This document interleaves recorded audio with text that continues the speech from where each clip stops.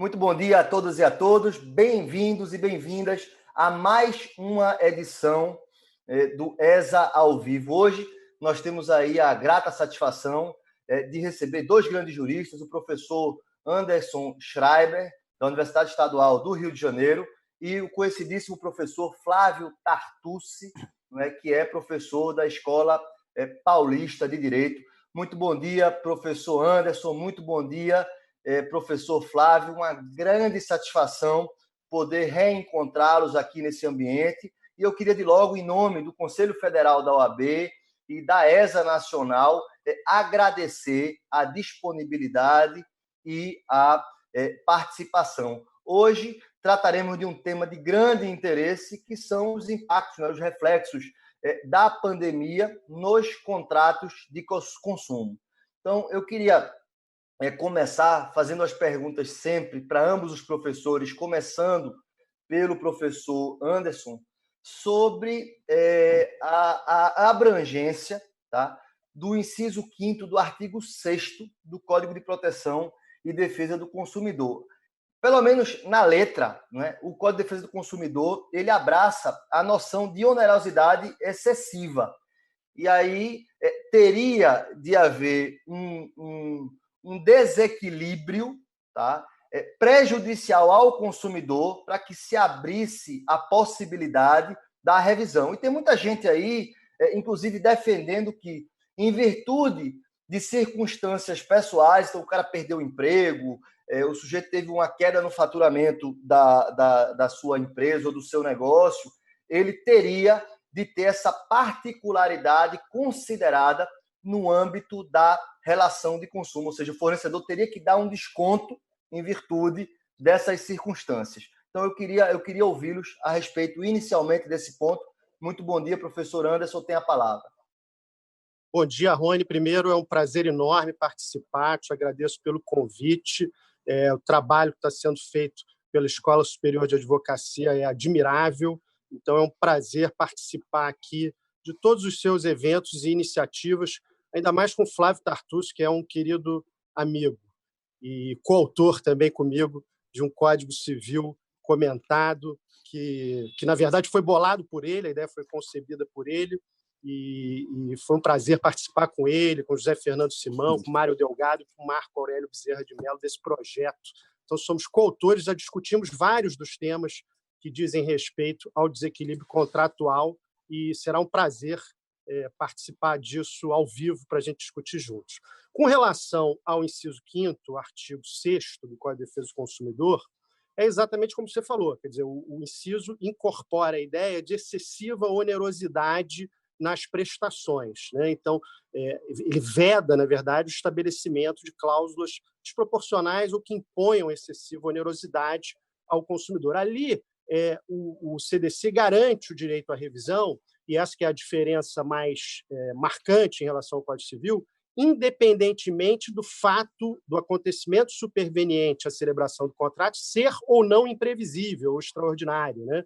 Então, enquanto nas relações paritárias, nas relações regidas pelo Código Civil, a gente fica discutindo em juízo se o fato é imprevisível ou extraordinário, a pandemia talvez seja uma grande exceção, porque aqui ninguém tem dúvida da extraordinariedade, da imprevisibilidade, talvez só como as grandes guerras mundiais, né, em que a gente também não teve muita discussão sobre caráter imprevisível e extraordinário, porque é bastante evidente. Mas no CDC, o legislador dispensou esse requisito, tornando, digamos assim, mais objetiva a configuração da hipótese para a revisão, que é simplesmente excessiva onerosidade sobre o consumidor.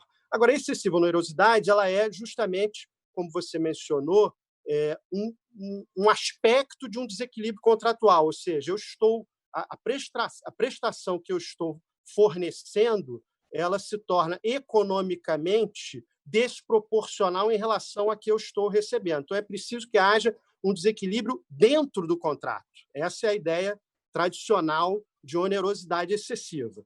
Então, se uma pessoa é demitida do seu trabalho, por exemplo, ela não podia antes da pandemia e não pode hoje, tecnicamente, falar em excessiva onerosidade, porque não houve um desequilíbrio interno ao contrato dela. É ela que está sofrendo dificuldades econômicas e financeiras por fatores externos ao contrato dela. Claro que, na jurisprudência, os juízes muitas vezes se sensibilizam com a situação da pessoa que está em dificuldade, mas isso, tecnicamente, não é excessiva onerosidade. Tanto é assim que existia, e o Flávio provavelmente vai falar disso, porque ele foi uma das pessoas que tentou aprimorar esse dispositivo, mas existia uma previsão no projeto de lei, que hoje está na Câmara dos Deputados, que cria o regime emergencial e transitório de direito privado, que dava um desconto a locatários residenciais. Precisava desse dispositivo legal. Por que precisava desse dispositivo legal? Porque na locação residencial não tem um desequilíbrio. Você está pagando pelo imóvel aquilo que o imóvel vale no mercado. Os imóveis ainda não caíram, pode ser que caiam de valor e você tenha realmente desequilíbrio. Mas precisava de uma intervenção legislativa por isso. E só para fechar essa resposta e passar a bola para o Flávio, esse problema que você colocou das dificuldades subjetivas, das dificuldades pessoais dos devedores, dos contratantes, ele destaca um vácuo normativo no nosso sistema, um buraco que a gente tem no sistema, que é um buraco muito curioso, para mim até inconstitucional, que é o fato da gente, ao longo desses últimos anos, ter desenvolvido vários instrumentos interessantes para lidar com dificuldades econômicas externas ao contrato, no caso das pessoas jurídicas. Então, a gente tem recuperação extrajudicial de empresa, recuperação judicial de empresa, e todos esses instrumentos foram sempre construídos sob o argumento de que eles vinham para ajudar a empresa, porque, afinal de contas, a empresa tem empregados, e ela emprega, ela tem empregados, e, portanto, é preciso que haja esses instrumentos. Mas, quando o empregado tem dificuldade financeira, a gente não tem, no nosso sistema jurídico, alguma solução para isso. A gente cai direto para a insolvência, que é o equivalente à falência das pessoas jurídicas. Então, esse é um problema do nosso sistema jurídico, talvez que esse momento de pandemia destaque um pouco essa falta de um instrumento jurídico dentro do sistema para isso. Na jurisprudência, sempre o juiz pode se sensibilizar, enfim, criar soluções casuísticas, mas, em termos sistemáticos, é isso. Eu queria só aproveitar, agradecendo o professor Anderson, aproveitando essa sua fala, para convidar todos que nos assistem no IGTV da ESA Nacional, está aí uma palestra, uma live da professora Cláudia Lima Marques com o professor Roberto Pfeiffer, da USP, onde foi tratado justamente temas relacionados ao superendividamento e ao projeto que tramita na Câmara dos Deputados e que versa justamente sobre a solução para esse problema que foi por você agora apontado. Meu querido amigo Flávio, com esse Flávio há quase 20 anos, né? Poder reencontrá-lo ainda que à distância é uma satisfação muito grande. Obrigado aí pela presença, pelo prestígio, né, da sua fala. E eu queria ouvi-lo a respeito desse ponto que foi comentado pelo professor Anderson. Bom dia a todos, bom dia ao meu amigo Rony Duarte, é muito gratificante vê-lo aí na diretoria, na direção da ESA Nacional, do Conselho Federal da OAB, eu acompanho sua trajetória há tantos anos, né?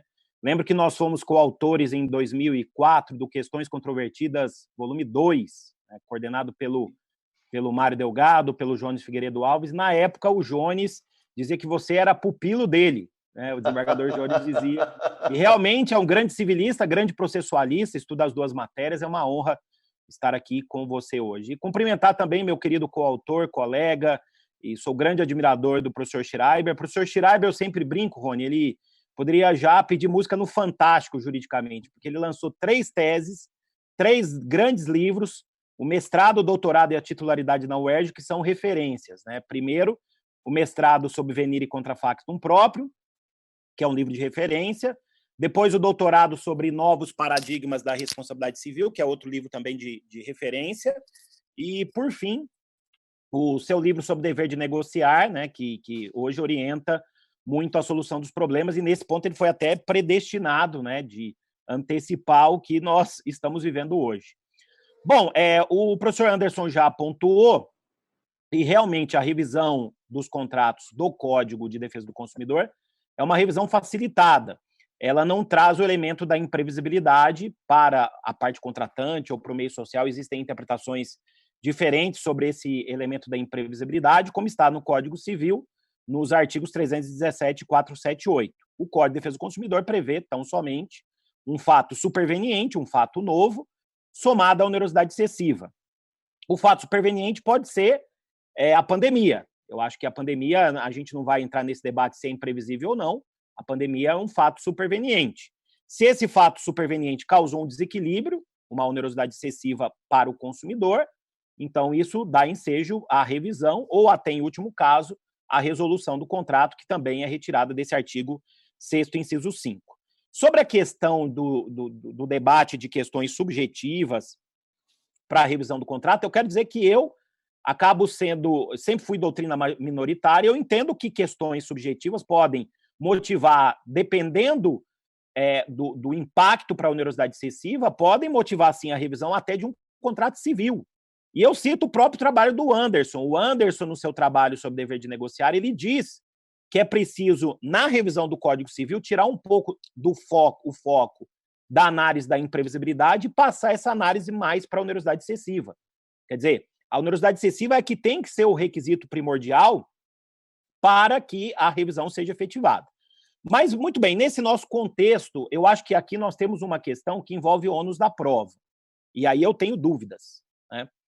Cabe ao consumidor que é vulnerável da relação fazer a prova de que há uma onerosidade excessiva ou basta uma simples alegação? Eu gosto sempre de lembrar que o Código de Processo Civil, já o Código de Processo Civil de 73, foi alterado no final da sua vigência, e no novo Código de Processo Civil, me parece que é o artigo 332, o CPC traz alguns requisitos para a revisão dos contratos, né? Aliás, são requisitos que surgiram da jurisprudência do STJ. Vulnerabilidade das alegações, demonstração da parte controversa e da parte incontrovérsia da dívida e depósito dessa parte incontrovérsia pelo próprio autor da ação de revisão, né? A dúvida é se esses requisitos se aplicam ou não para a relação de consumo. Na relação civil não há dúvidas, né? Justamente pela dificuldade de prova que o consumidor pode ter. Ou se ele faz uma simples alegação e faz uso da inversão do ônus da prova, aí cabe ao fornecedor fazer a prova em contrário, ou seja, que não há onerosidade excessiva para o consumidor, ou mais do que isso, que ela, empresa, fornecedor, está sofrendo também a onerosidade excessiva, né? O Anderson sabe, eu tenho defendido isso, defendi isso no artigo que publiquei no Migalhas Contratuais, nós temos uma live que nós fizemos, eu também defendi isso com o professor Tepedino em outra live, o professor Tepedino discordou de mim, mas eu acho que o que é primordial agora é que os agentes, fornecedores e consumidores abram as contas e mostrem a onerosidade excessiva, né? Até porque, repito, o CPC traz esses requisitos no 332, sob pena aí de inépcia. Agora, a minha dúvida realmente é se o consumidor, especialmente o consumidor, todo consumidor é vulnerável, né? Há uma presunção absoluta de vulnerabilidade, mas o consumidor que é vulnerável e é hipossuficiente, se realmente ele precisa mostrar essa situação. Talvez não, é uma questão que eu tenho refletido de uns tempos para cá, né? Talvez a gente tenha aí a possibilidade de uma inversão do ônus da prova, né? Então, ele alega que está passando por uma situação de problemas econômicos, pede a inversão do ônus da prova com base no artigo 6º, inciso 8º, cabe ao fornecedor fazer uma prova que é uma prova diabólica ou ele provar, abrindo as contas, que ele também está passando por dificuldades. Essa é uma reflexão que eu tenho feito e vou dizer, Rony, o Anderson sabe que eu sou um civilista típico, eu sou um pessimista por concepção. As minhas lives com o professor Simão são altamente pessimistas, né? O professor Schreiber é um pouco mais otimista que eu.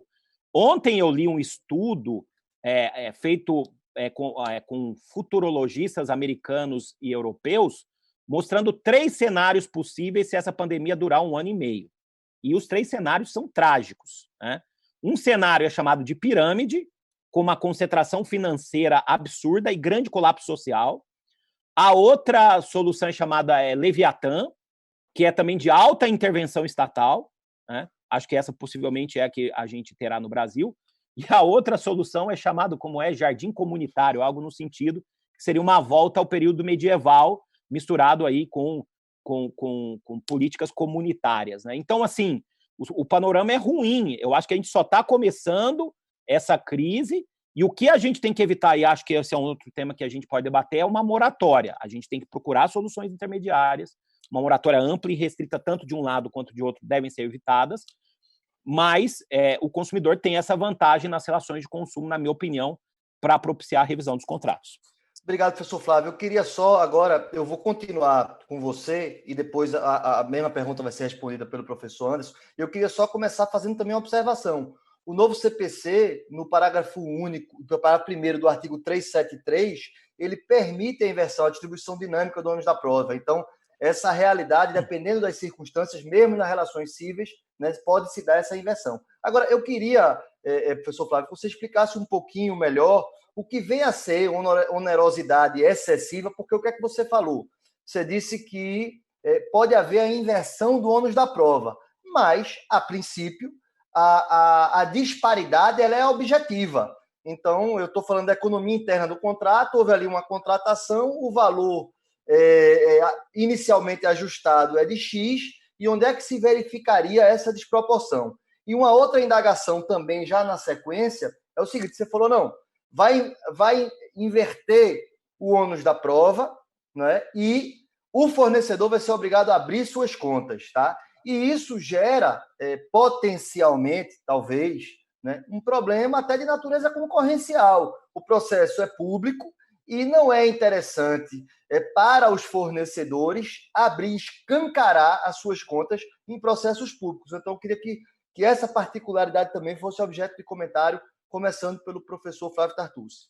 Bom, Rony, essa sua última pontuação, usando as 3 realidades pregadas pelo professor Simão, realidade A, que é a realidade que acabou, o mundo que acabou e que nossa geração não vai ver mais, aquele mundo de abundância, de proteção, de tutela excessiva, acabou para nós em março de 2020, a realidade B, que é a realidade pandêmica, que a gente não sabe até quanto vai durar, pode ser que tenhamos uma segunda onda mais avassaladora do que foi a primeira onda, como acontece com as pandemias, basta ler um pouco sobre a gripe espanhola, e eu acho que essa pandemia é pior do que a gripe espanhola, pelo que eu li, né? Ela pode ser menos mortal, mas ela é mais devastadora do que a gripe espanhola, e a realidade C que vem depois, né? Essa solução que eu estou dizendo de abrir as contas é a solução para a realidade B, que é uma realidade de escolhas trágicas. Infelizmente, é uma realidade de escolhas trágicas, né? Porque teremos problemas, mas, como acontece, por exemplo, com a dívida de alimentos, né? Tivemos que fazer uma escolha trágica de afastar, no momento, a prisão civil em regime fechado do devedor. Então, eu acho que, realmente, nós estamos numa realidade que, para qual lugar a gente vá, a gente terá alguma lesão, algum direito, né?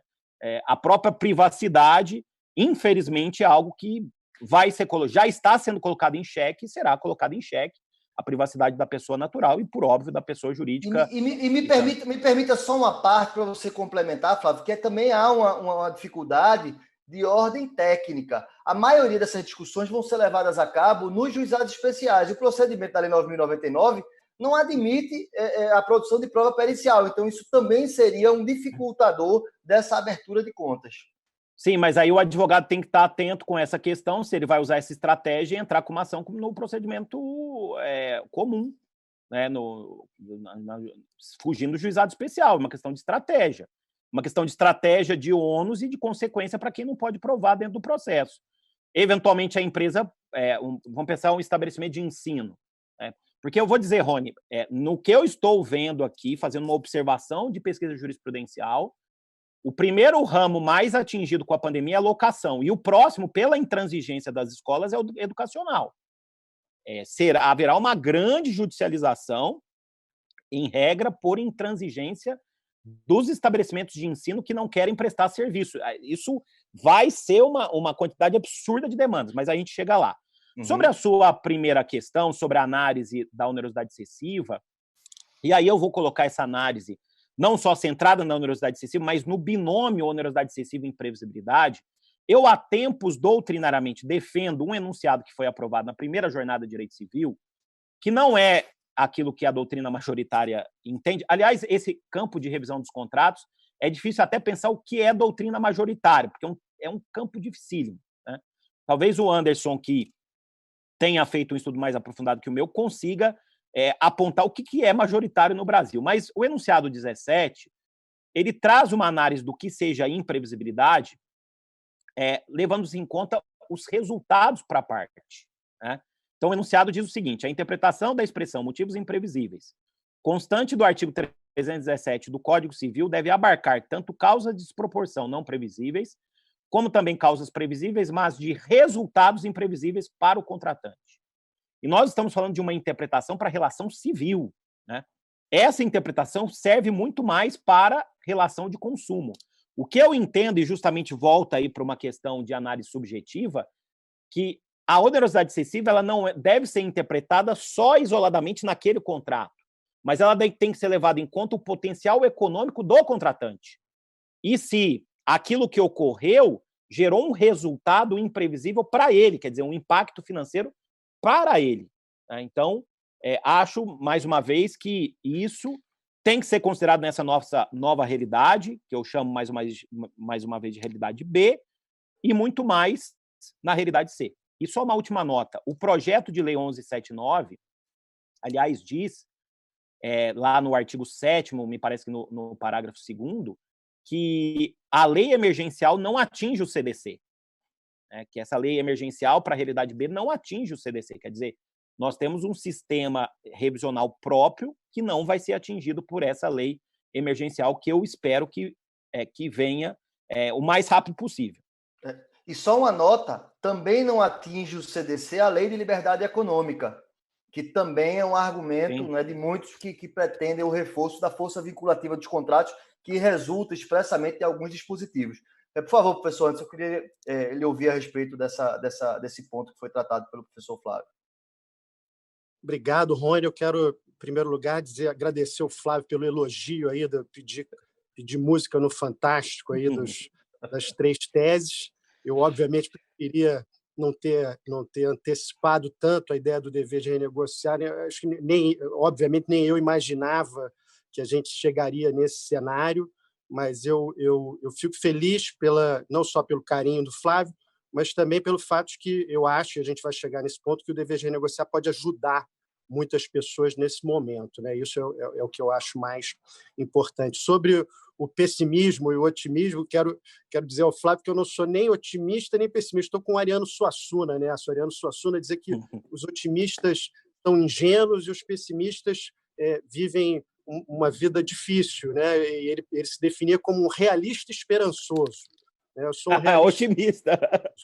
Realista esperançoso. Eu vejo a realidade, mas eu tenho esperança de que as coisas possam ser melhores do que às vezes parece que elas serão. E com relação ao ponto da pergunta, né, sobre ônus da prova, etc., eu acho que o CDC ele já assegura, como o Flávio colocou, os instrumentos, seja de inversão do ônus da prova em defesa do consumidor, seja por meio do CPC, que acolheu, que alguns processualistas equivocadamente traduziram como carga dinâmica da prova, né, da expressão espanhola, que é carga da prova. Carga de la prueba na verdade, o ônus da prova, né? Então, é um ônus dinâmico da prova, de maneira que eu acho que o juiz tem instrumentos aí para inverter, sim, quando ele achar que é importante. Com relação à abertura das contas, eu confesso a vocês que eu tenho muita preocupação, porque eu acho que, ao abrir contas, eu acho que não é tanto pela questão concorrencial, tá, Rony? Porque eu, sinceramente, acho que a abertura de contas pode se dar de uma forma que não revele estratégias, segredos industriais. Eu acho que esse é um pouco um argumento de defesa, um pouco esticado por fornecedores em geral, quando não querem abrir suas contas. Agora, eu acho que, de fato, eles têm direito a não abrir as contas, porque o objeto da demanda não é uma gestão de todas as relações econômicas, nem do consumidor, nem do fornecedor. O objeto da demanda é a revisão daquele contrato. Então, eu tenho alguma preocupação com... Eu acho, como Flávio, a gente já concordou nisso algumas vezes, em outras ocasiões, eu acho, como Flávio, que a gente está saindo, talvez, essa pandemia provoque uma saída de um período de liberalismo excessivo que vinha se exacerbando, a própria lei da liberdade econômica, ela um pouco vem nessa toada de criar um certo retorno ao liberalismo exacerbado, e a gente vai ter um pouco mais de intervencionismo estatal. Mas justamente para a gente não incorrer nos equívocos do passado, do excesso de intervenção estatal, a gente precisa ter parâmetros seguros. Eu acho que isso é o mais importante. Então, quando a gente envereda por um caminho de permitir ao juiz que exija abertura de contas, analise as contas em geral daquele fornecedor, para então decidir qual é a solução para a revisão daquele contrato, eu acho que a gente coloca nas mãos do juiz uma questão que, no fundo, é de política econômica, que devia ser definida democraticamente. Ou seja, se a gente quer controlar o lucro, por exemplo, ou tetar o lucro, essa é uma discussão incendiária que a gente pode ter, que a gente já teve em outros momentos históricos, e que talvez tenha que ser feita realmente no seio do Congresso Nacional, cada vez menos prestigiado o Congresso Nacional, mas que é talvez o que está segurando a nossa sociedade de pé institucionalmente nesse momento. Então, eu acho que é importante a gente ter cautela com essa coisa da abertura de contas, não por questões concorrenciais. Eu acho que é possível, a gente vê isso em arbitragens o tempo todo. Tem sempre o argumento, não posso abrir isso porque isso é confidencial. A Lei de Acesso à Informação Pública também fez isso no âmbito da administração. É sempre possível você apresentar a informação suprimindo certas parcelas dessa informação, que são parcelas que realmente comprometem concorrencialmente aquele sujeito. Mas eu tenho preocupação com qual é o efeito de uma abertura de contas dentro do processo. Quer dizer, o juiz, de repente, começar a controlar a margem de lucro daquele fornecedor que, às vezes, passou anos tendo prejuízo, que assumiu um risco para empreender, né? Então, de repente, eu olho ali o retrato daquele mês e digo, bom, aqui você está tendo um lucro maior, então vamos tirar. E acho também que, nesse sentido, o consumidor tem iguais condições de fazer. Quer dizer, acho que aí a situação do fornecedor e do consumidor é igual. O consumidor também pode abrir suas contas e se a gente for enveredar por esse caminho, acho que a gente teria que ter um tratamento, de certa forma, igualitário, não porque o consumidor seja igual ao fornecedor, mas porque, como o pedido é a revisão do contrato, quem tem que mostrar a excessiva onerosidade é o autor. Claro que o juiz pode inverter, mas, como o Flávio colocou, cria uma prova um pouco diabólica para o fornecedor dizer por que está desequilibrado. Quem está alegando que está desequilibrado é o outro que tem que saber por que está desequilibrado. Tá? Eu, de novo, não acho que essa discussão toda deva ser tratada sob a ótica da excessiva onerosidade. Eu acho que ela pode ser tratada sob a ótica da dificuldade econômica, pessoal e subjetiva do devedor, quiçá até com aplicação analógica de instrumentos construídos para as pessoas jurídicas, como a recuperação extrajudicial, que mitiga o efeito vinculante dos contratos para pessoas jurídicas em dificuldade. Então, a gente pode pensar numa aplicação analógica para o devedor pessoa física, mas eu acho que isso escapa um pouco do conceito de excessiva onerosidade que está ligado ao desequilíbrio econômico. Essa é a minha opinião. Eu queria agora continuar com o professor Anderson e fazer uma observação, né? O professor, isso que você falou agora há pouco, o professor Menezes Cordeiro, no tratado dele, ele anota justamente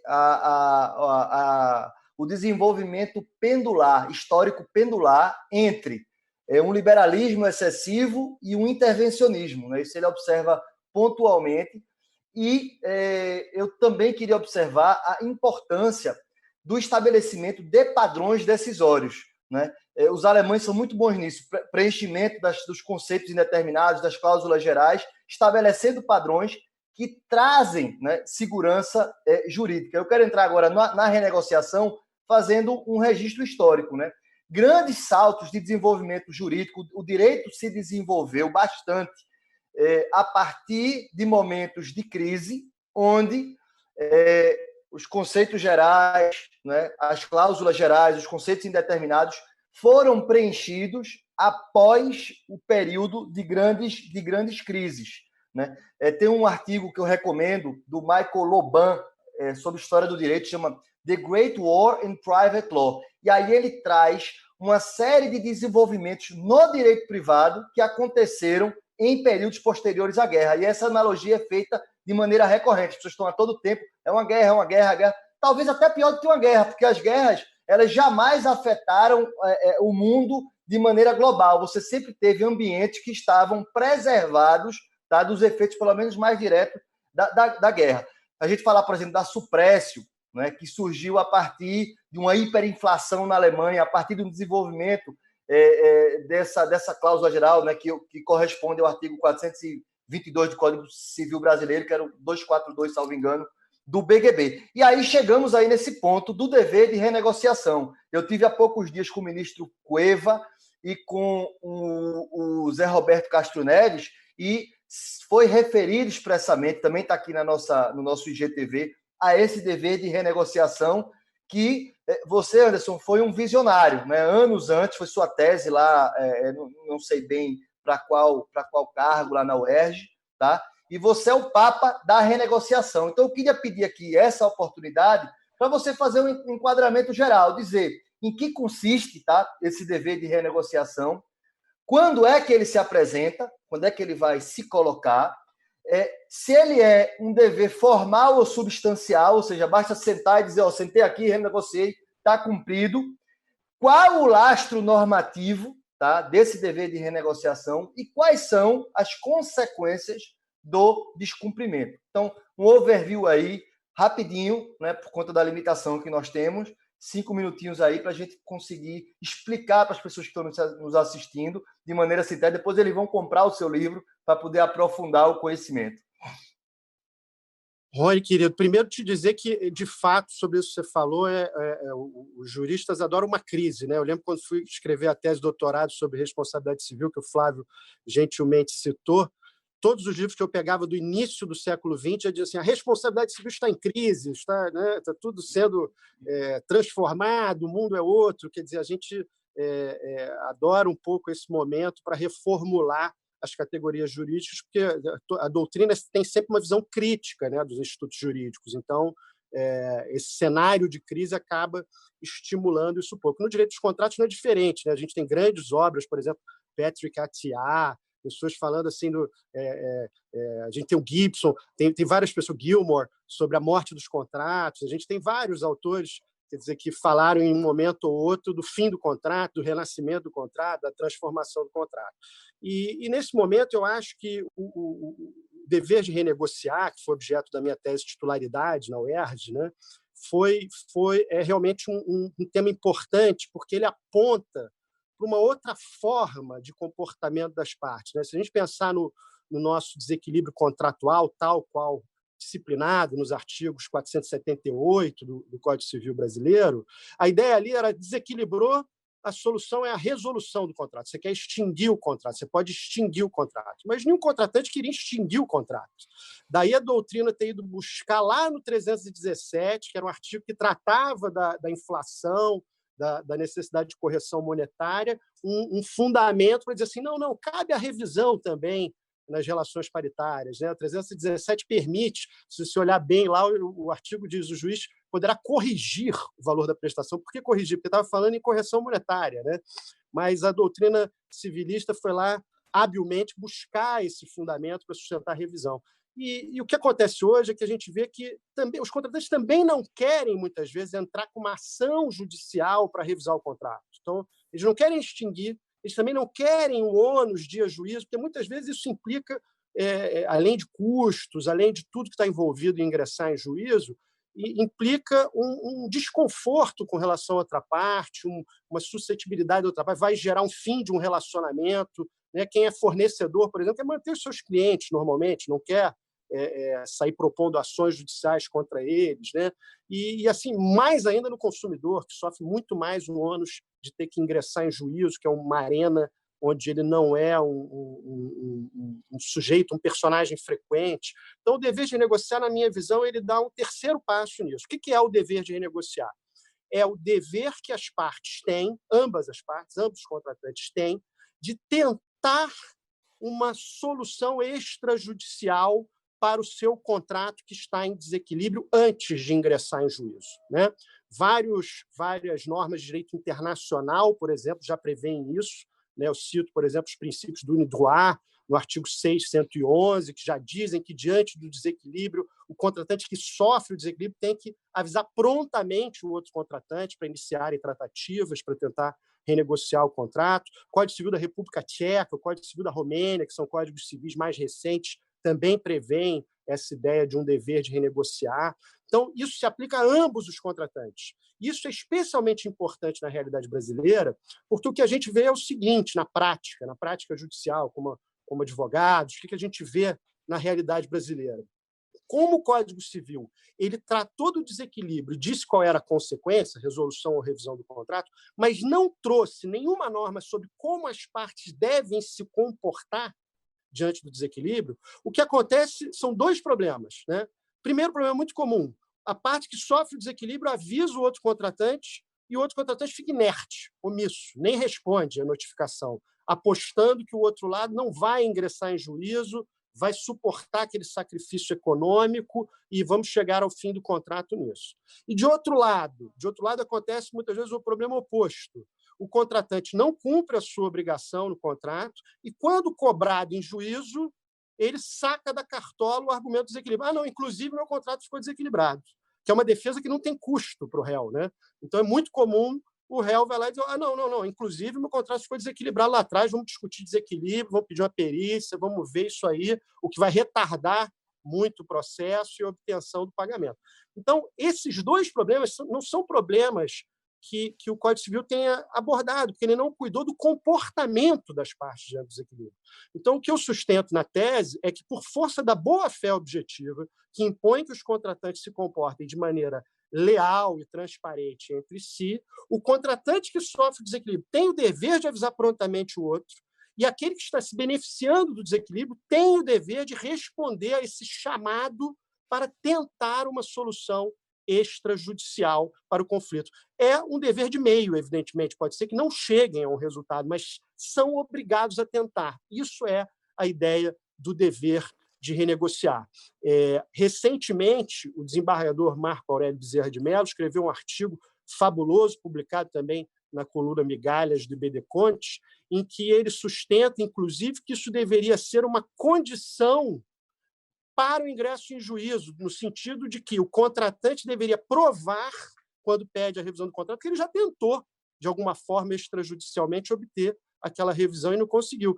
E ele sustenta que, nessa hipótese, o juiz poderia suspender o processo para que ele traga prova disso, o que casa muito processualmente com a ideia de pretensão resistida, né? Se eu entro em juízo e eu não tentei a renegociação antes, talvez eu nem tenha uma pretensão resistida. Então, esse já é um tema mais polêmico, é um desenvolvimento dessa ideia, mas é muito interessante ver que a doutrina tem abraçado essa ideia de dever de renegociar.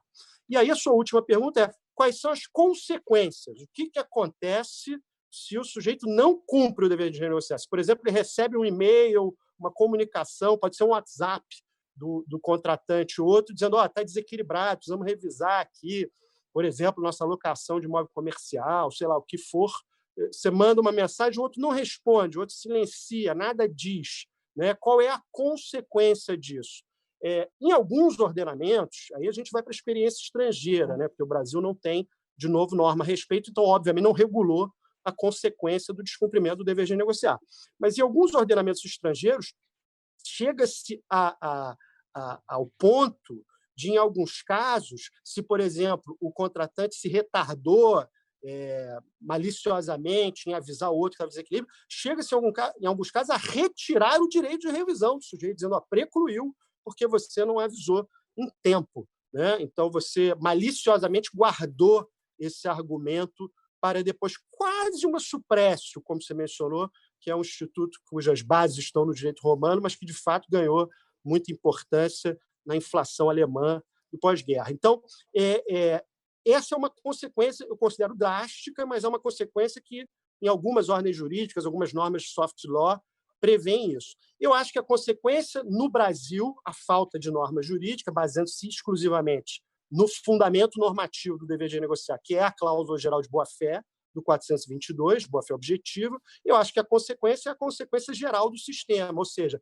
a violação de qualquer dever jurídico gera o direito a ser indenizado pelas perdas e danos decorrentes da falta de cumprimento desse dever. Então, o prolongamento que aquela situação gerou, os custos que foram empregados pelo sujeito nessa tentativa vã de renegociar, que não foi respondida pela outra parte, tudo isso passaria a ser indenizável, configuraria dano indenizável se a gente entende que há o dever de renegociar. Tá? Quero dizer também, para fechar, que isso é polêmico. Claro que tem autores, especialmente os autores ligados ao direito empresarial, que têm mais a mentalidade do liberalismo econômico, muitos deles dizem, não, o dever de renegociar, não, o sujeito que entra em juízo direto, eu não tenho dever de fazer nada, eu posso ficar inerte, parado, mas aí eu concordo com o Flávio que a gente está vivendo um momento que é transformador nesse sentido, um momento em que as pessoas estão sendo chamadas a se comportar de modo mais ético, de modo mais solidário.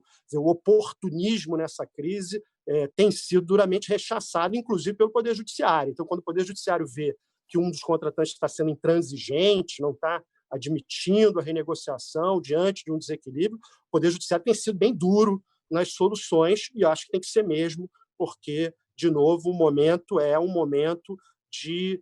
pelo menos essa é a nossa esperança, né, para voltar ao realismo esperançoso, é um momento em que essa solidariedade contratual tem que vir, é uma expressão que o Máximo Bianchi utiliza muito, essa solidariedade contratual tem que ser exaltada, ela tem que vir com intensidade. Esse é o momento, não é o momento mais do culto à liberdade. Agora a gente precisa realmente de solidariedade contratual.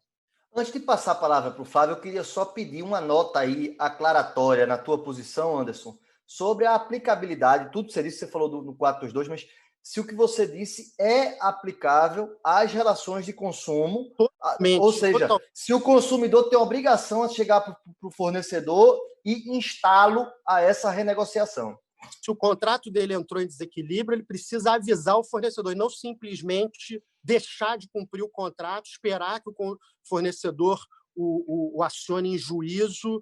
Tudo isso decorre e idem para o fornecedor. O fornecedor é obrigado a responder à tentativa de renegociação do consumidor, não pode se esconder atrás de sistemas de telemarketing e comunicações padronizadas que impedem esse tipo de comunicação. Recai sobre o fornecedor o ônus de estabelecer caminhos para a renegociação. Eu entrei outro dia num aplicativo de um banco onde eu tenho conta, Rony, e na primeira página do aplicativo dizia assim, em azul, destacado, renegociação. Eu achei interessante isso. Falei exatamente isso. Quer dizer, renegociação de dívidas com o banco. Já tem um botão no aplicativo para que você clique ali e busque a renegociação. Então, esse é o tipo de postura que se espera. E por que isso se aplica às relações de consumo? Porque isso deriva, na verdade, da boa-fé objetiva, que se aplica expressamente, está no CDC, e também, 422, residualmente, também se aplica como princípio, como cláusula geral, às relações de consumo, e, de modo menos imediato, isso deriva, a rigor, da solidariedade social prevista no artigo 3º da Constituição da República. Ou seja, todos nós, de alguma maneira, especialmente nesse momento em que o judiciário está funcionando de uma forma emergencial ali, com suas dificuldades, nós temos obrigação de não litigar de cara com outra pessoa, de não levar o conflito diretamente para o judiciário. Nós temos uma obrigação de tentar renegociar as nossas relações contratuais se a gente acha que isso, de alguma maneira, deve dar ensejo a um direito à revisão ou à resolução do contrato. Então, eu acho que, no fundo, isso é uma coisa mais geral, é uma coisa até de, olha, não vou te surpreender com um ingresso em juízo sem antes a gente tentar uma solução judicial. Claro que muita gente diz isso é moral, isso é ético. Eu acho que não, acho que isso é jurídico, é o que eu defendo na minha tese, chama Equilíbrio Contratual e Dever de Renegociar, foi publicada pela editora Saraiva, é o que eu defendo ali, com base em doutrina estrangeira vastíssima e fundamentos outros que sustentam isso. Então, essa é a minha visão dessa questão. Ok, obrigado, Anderson. Flávio, temos aí 7 minutos, porque precisamos nos despedir, com 10 minutos a live do Instagram vai cair. Ok. Bom, vou fazer aqui um apanhado geral do que foi dito até aqui, até voltar para mim. Primeiro que é difícil a gente viver a época de crise como essa, né? É o maior desafio que a nossa geração já passou e passará, né? Uma coisa é a gente ver lá o livro dizendo, outra coisa é a gente viver, como é difícil a gente viver e como realmente é complicado a gente procurar soluções jurídicas, né? Só voltando à questão de abrir conta, ótimo. Se o fornecedor não abrir conta, ele vai perder a ação de revisão. é essa consequência para ele. Ele pode, eventualmente, ponderar os valores envolvidos pessoalmente para ele, não abrir a conta, ele perde a ação, né, dentro daquela estratégia que eu mencionei da inversão do ônus da prova. Bom, indo para o dever de negociar, o desembargador Marco Aurélio Bezerra de Mello fez uma proposta legislativa e eu fiz sugestão para essa proposta, é uma proposta de emenda dentro do projeto de lei 1179 de 2020, e eu já atuei no Senado auxiliando o professor Otávio Luiz Rodrigues, e que foi lá digamos assim, o maestro dos juristas para a atuação desse projeto no Senado, mas eu acho agora com um projeto na Câmara dos Deputados, primeiro que ele tem que avançar o mais rápido possível, né? Porque nós precisamos dessa lei emergencial. E dentro desse projeto, eu acho que faltam duas coisas. Primeiro, uma regra de locação, né, porque realmente existe uma grande judicialização e precisamos de uma regra com parâmetro de moratória, e acho que a gente precisava ter, para que não haja dúvidas, um dispositivo tratando do dever de negociar, né? Então, o desembargador Marco Aurélio Bezerra de Mello, ele ouviu alguns colegas, inclusive acho que o professor Anderson também, e a gente chegou num texto em comum de um parágrafo único, ou um parágrafo único para o artigo 6º, que é o artigo no projeto que trata de caso fortuito e força maior, ou um novo parágrafo do artigo 7º, com a seguinte redação, mais ou menos, né, que para fins deste capítulo, o ajuizamento de demandas revisionais dependerá da demonstração de prévia tentativa de renegociação do contrato por qualquer meio, seja judicial ou extrajudicial, sob pena de resolução da ação sem análise de mérito, sem análise do mérito. Quer dizer, faltou interesse, faltou o interesse formado pelo binômio necessidade e adequação, aí alguns falam em trinômio, né, utilidade. Então, faltou o interesse e, portanto, a ação será julgada extinta sem resolução do mérito. É uma proposta realmente que vai numa linha até dura, como apontado pelo professor Schreiber. Acho que a gente precisaria de um texto legal tratando disso. E, claro, é uma proposta apenas para o regime transitório da pandemia, né? Porque o projeto 1179 traz soluções transitórias, não traz nenhuma mudança do Código Civil. Então, para os tempos de pandemia, que pelo projeto, esse período de crise vai até outubro, final de outubro desse ano. Obviamente, se a gente tiver uma outra onda da Covid, o que pode acontecer, pode ser que a nossa crise prolongue, né? E talvez depois a gente debater um outro projeto de lei para que esse dever de negociar com essa extensão ou com outra extensão seja colocado numa lei específica. Você me dá uma parte de um segundo, Flávio, só para uma sugestão aí, já que está tratando desse projeto.